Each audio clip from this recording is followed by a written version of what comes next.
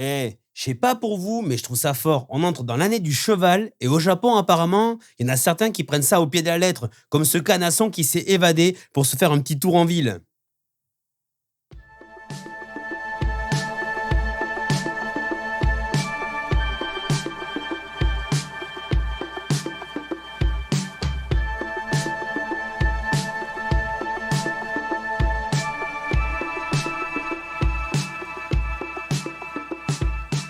Nous sommes le 7 janvier 2026 et aujourd'hui dans votre rendez-vous, on va passer en revue les événements de ces 2 derniers jours.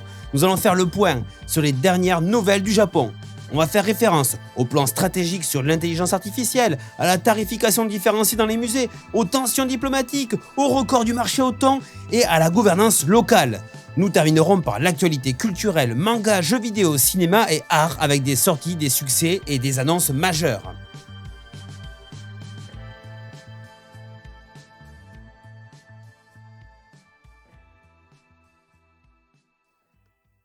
Bonjour à toutes et à tous et bienvenue dans l'actu de Japanorama. Allez, la suite tout de suite. Le Japon vient d'adopter son premier plan de base pour promouvoir le développement et l'usage de l'intelligence artificielle, avec un objectif très clair, devenir le pays où il sera le plus facile de développer et d'utiliser l'IA. La première ministre, Sanae Takaichi, a annoncé un investissement de 1000 milliards de yens, soit environ 5,4 milliards d'euros, pour stimuler les initiatives publiques et privées. L'objectif est ambitieux, car le Japon accuse un retard notable par rapport à des pays comme les États-Unis et la Chine, déjà très en avance dans le domaine. Le plan prévoit des applications concrètes dans l'économie, la société et l'industrie. Améliorer la productivité dans les entreprises et l'administration, faciliter la revitalisation des régions en manque de main-d'œuvre et soutenir l'innovation dans la robotique et les secteurs technologiques japonais. Les autorités veulent éviter que l'IA produise des erreurs, ou soit utilisée de manière malveillante, par exemple via les deepfakes ou les cyberattaques. Le plan comprend donc la formation d'agents chargés de surveiller la sécurité des IA, ainsi que l'éducation des citoyens et des administrations pour un usage prudent et efficace. En résumé, le Japon veut combiner innovation et sécurité tout en gardant le contrôle humain sur les décisions importantes.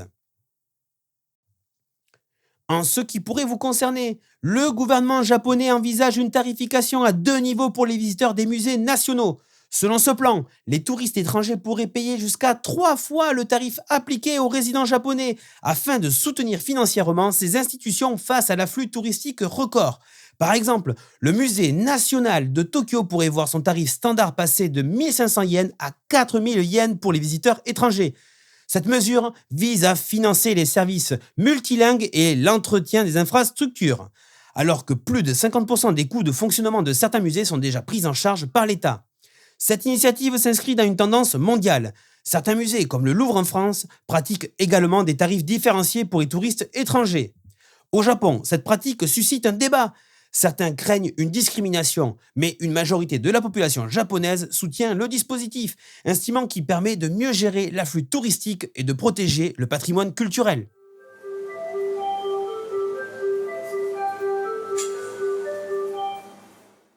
En bref, le Japon débute 2026 avec un climat diplomatique tendu. Nouveau tir de missiles nord-coréens vers la mer du Japon et vigilance renforcée face à la Chine en mer de Chine orientale.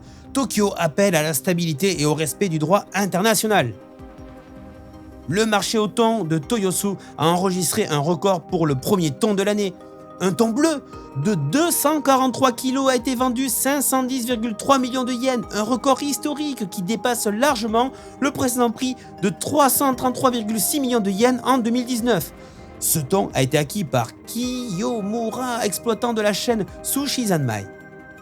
À Kawasaki, un événement insolite, un cheval échappé du club équestre de l'université Meiji a parcouru les rues de la ville pendant environ 30 minutes avant de retourner sur le campus sain et sauf. Cet incident a provoqué l'amusement des habitants. Un séisme de magnitude 6,2 a frappé la préfecture de Shimane ce mardi matin à 10h18. Le tremblement de terre, peu profond, a été ressenti avec une intensité élevée, mais aucun blessé majeur ni dégâts sérieux n'a été signalé. Les autorités ont rappelé l'importance de rester vigilants et préparés. La gouverneure de Tokyo, Yuriko Koike, a réaffirmé sa politique « Les enfants d'abord » visant à soutenir les familles et à encourager la natalité. Elle a également critiqué la réforme fiscale du gouvernement central pour préserver l'autonomie financière des collectivités locales.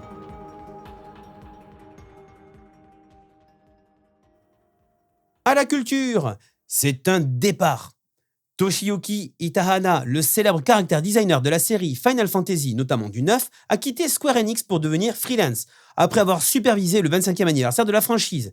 Il annonce vouloir explorer de nouvelles opportunités créatives, tout en restant actif dans l'illustration et le design de personnages. Bonne chance à lui. Ça y est, Square Enix propose une démo de Dragon Quest VII Reimagine, gratuite dès le 7 janvier sur Nintendo Switch, PlayStation 5, Xbox et Steam. Note importante, les joueurs pourront transférer leur progression dans le jeu complet prévu pour le 5 février 2026. Les éditions Carlotta ouvrent les précommandes pour 3 films iconiques restaurés en haute définition. Alors, Graines de Yakuza, Parfum d'un sortilège et Bumpkin Soup, les 3 Blu-ray seront livrés à partir du 5 janvier, avec sortie officielle le 20 janvier, offrant aux amateurs de cinéma japonais des éditions inédites. Katsura Ashino, directeur et producteur qui a œuvré sur les franchises Persona et Métaphore Refantasio, s'est exprimé et a dit souhaiter faire évoluer le JRPG pour le rendre plus accessible et attractif pour un public international, tout en modernisant le genre traditionnel et en conservant l'identité des franchises. Le manga de G.G. Akutami, Jujutsu Kaisen, a dépassé les 150 millions d'exemplaires en circulation dans le monde. Cette croissance spectaculaire reflète l'énorme succès post-conclusion de la série après 271 chapitres.